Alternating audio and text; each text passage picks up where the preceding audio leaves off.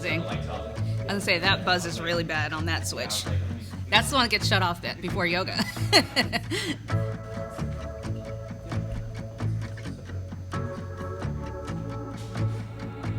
Hey, there it is. That's the buzzing one. All right. Oh yeah, I should do that. All right, so we're rolling here. Are my hands gonna get cut off if I start talking like this? Because I have a tendency to do that. No. Okay, good. I also feel like I'm saying teach 5,000 times, so let me think of a way I cannot say it. Wait, what? Oh, I didn't even say where I'm from. I forgot about that too. I first got into yoga in 2008, like consistently. I remembered when I was in college, when I was an undergrad, I took a class out on this screened porch, and I went to school in Miami, so it was beautiful and perfect. And I remember at the end of class, I was just laying there, and I was just like, wow, I don't even know what I just did, but I feel wonderful. And so fast forward to 2008, when my now husband was in his last year of engineering school, and I pretty much needed a hobby. It was getting to be annoying, where I'm like, Daniel, where are you? Are we doing this? Because he was still in his last year. So I was like, okay, I need something positive. I need to do something that's going to be beneficial to my life and our relationship. So I was like, okay, why don't I try yoga again?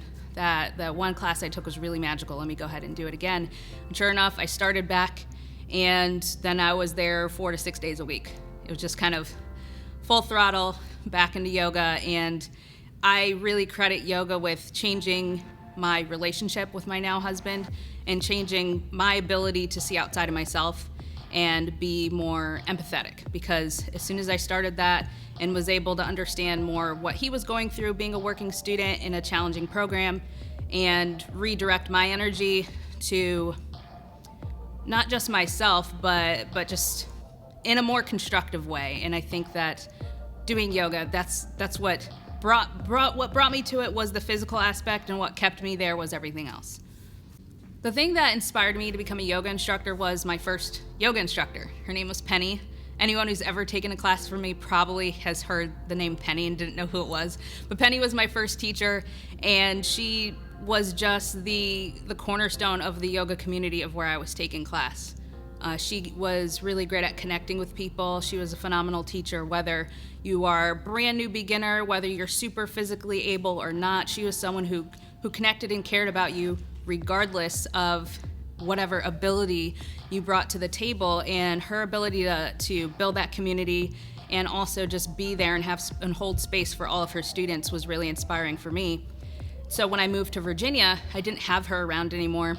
And so I started taking classes other places, and I said, no one has a Penny around here. No one has that cornerstone to their yoga community. It's like, I need to go become a yoga teacher so that I can help to create that atmosphere for students, because I saw and understood fully how powerful that could be. My favorite thing about teaching yoga is that the ability to hold space for other people and connect. You know, a lot of people move through the world and they're constantly having to listen to everybody else, and they never feel heard and they never feel seen.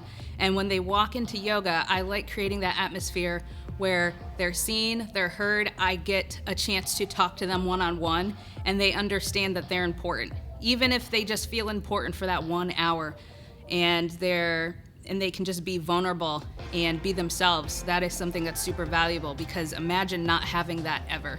And there's so many people who walk around with that. And even if they do feel seen, maybe they don't feel like they can be vulnerable. They're putting up a disguise of being super strong, or, putting on this, this Instagram life, right? But in yoga, we can help to create a space where people can be themselves and be vulnerable and learn about themselves and connect with other people. And that's my favorite thing about being a teacher. I listed 40 things, but those are all my favorite things. The best thing about teaching yoga at Coastal is just the fact that the environment is really supportive of a holistic approach to our health and our wellness, right? I never walk in the door and say, okay, it's just a bunch of people who just want to lift heavy things and they don't care about anything else.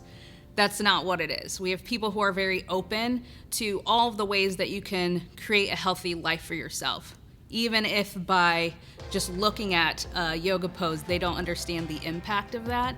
It's an atmosphere where people are very open to a more holistic approach to their health and wellness, and they're dedicated to it because they have that support around them. Obviously, community is very important to me when it comes to being a yoga teacher, and here is a place where I feel like I can continue to build and support this community that we have here. I'm Jillian from Windsor, Connecticut. I'm the yoga teacher here at Coastal Strength and Fitness. I've been teaching since 2012 and here at Coastal since 2016.